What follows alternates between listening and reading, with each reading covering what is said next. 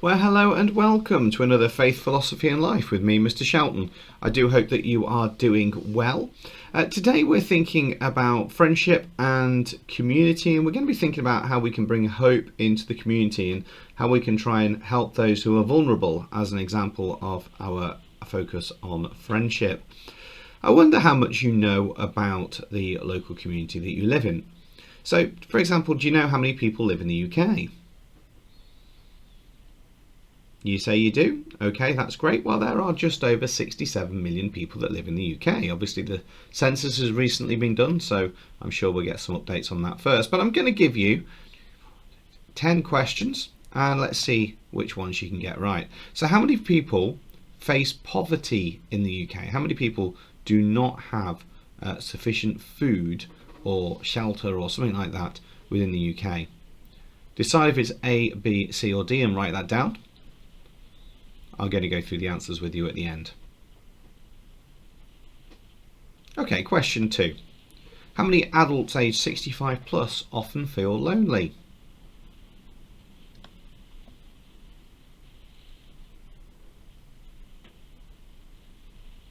Question 3. Each year, how many people in the UK will experience a mental health problem?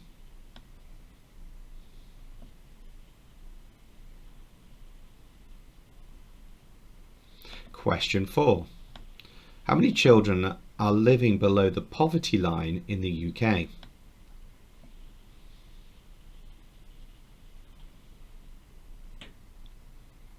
Question 5. How many people in the UK have a disability?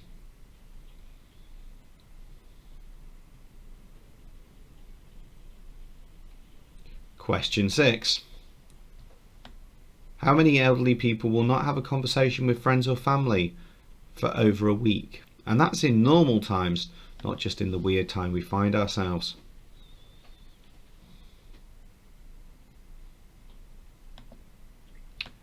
Number 7. The causes of poverty are?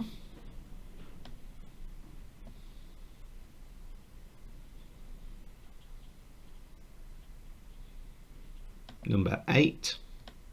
How many people suffer from anxiety and depression out of every 100 people?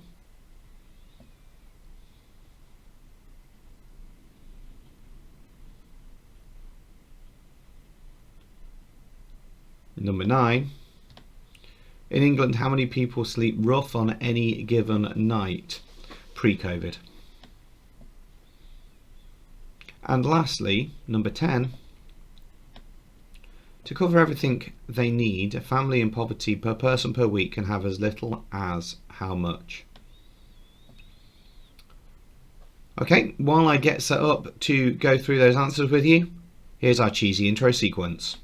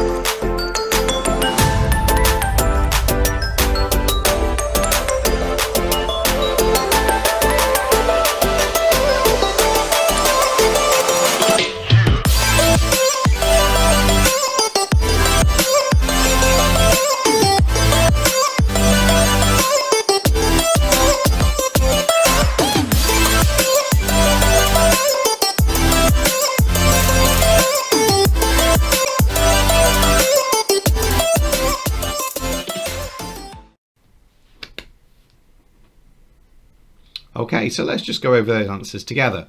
So, number 1, how many people live in poverty in the UK? It's 13.5 million.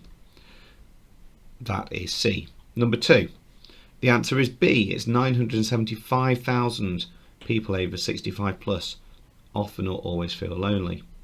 Number 3, 1 in 4 people, that's A, say that they'd experience a mental health problem in a year. That's massive. Number 4, How many children are living below the poverty line? It's 3.9 million. Number 5. How many people in the UK have a disability? That's 11.9 billion. That's D. Number 6.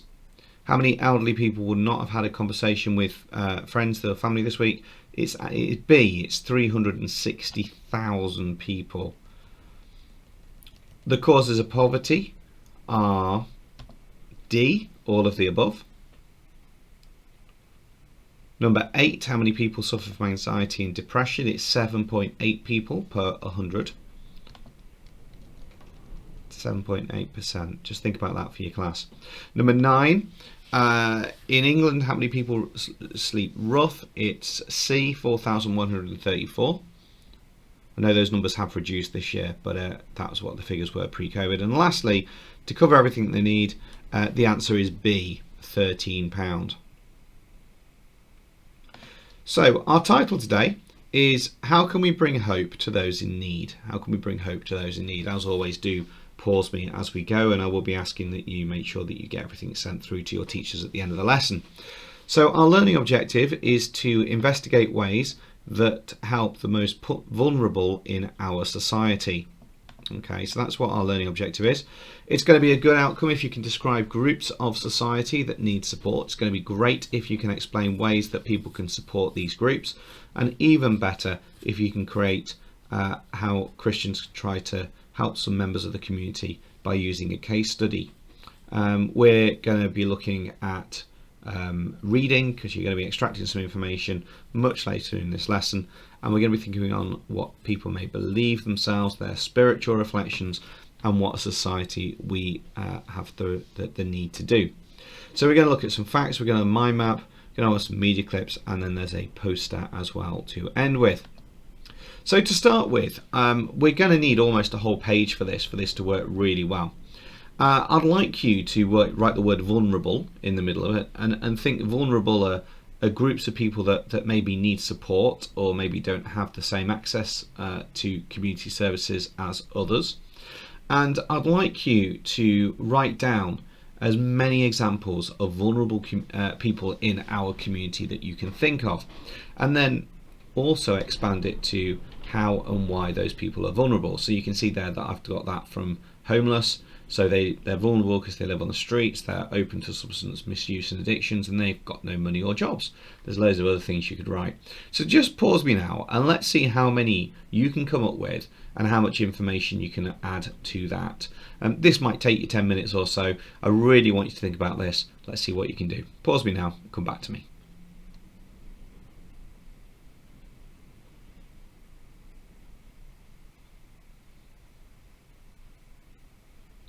Okay, so I'm going to move on now. Hopefully you've got some ideas there. Here's some more ideas which I came across. We've got elderly, care leavers, single parent families, refugees, homeless children, households living below the poverty line, people with mental health issues. Okay, so there's some more you might add to your mind map if you need to, but I'll be interested how many of those you got first round. Here's a quote. It's everyone's responsibility to look after the vulnerable people in our communities. Okay, really interesting. I did a survey at my school recently, and I asked the pupils whose responsibility was it to look after the local community. Was it the schools, or was it the people that live in those communities? And they responded that it was the people that lived in the community's responsibility to help the people, because the people at school would have their own communities to help, and it was the easiest way to try and sort it out. But if it's everyone's responsibility, then that divide isn't necessarily true. So what I'd like you to do in your books now is to write that quote down, and just to write if you agree or disagree with that statement and say why. So write that quote out, and then just say in your own words if you agree or disagree with that quote and say why. So pause me and come back to me.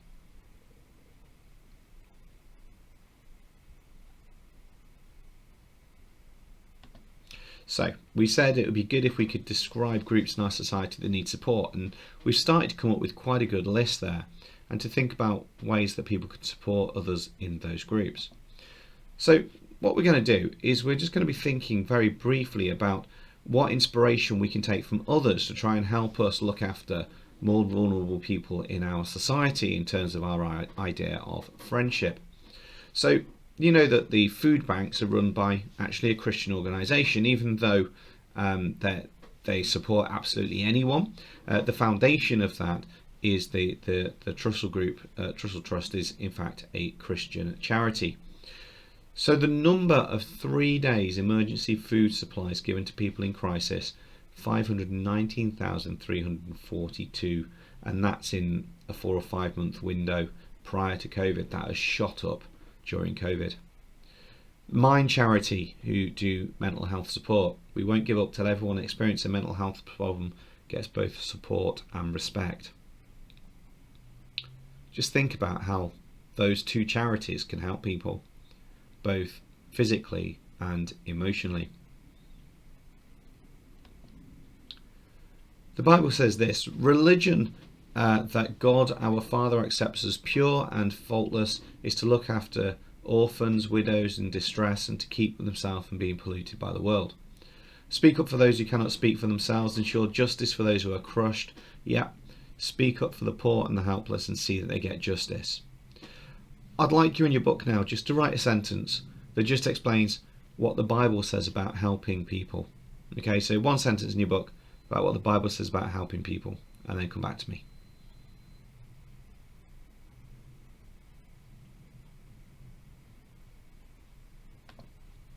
Okay, so now I want you to go back to your mind map that you had from earlier.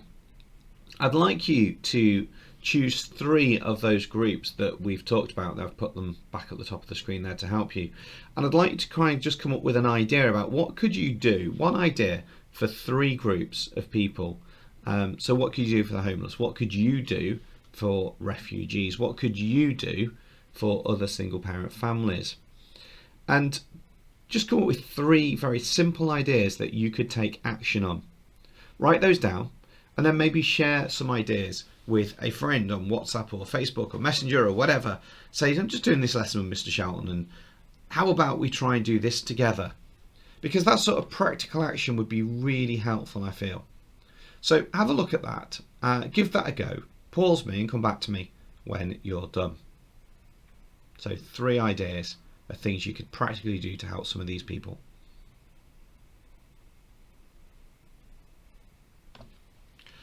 So we said it would be good if you could describe groups in our society that need support. We've done that really well. Great if you could explain ways that people could support these groups, and hopefully you've come up with some ideas with that now after being inspired maybe by the food banks or Mind or other charities. Now what we're going to do is think about how Christians can try to help some members of the community using a case study.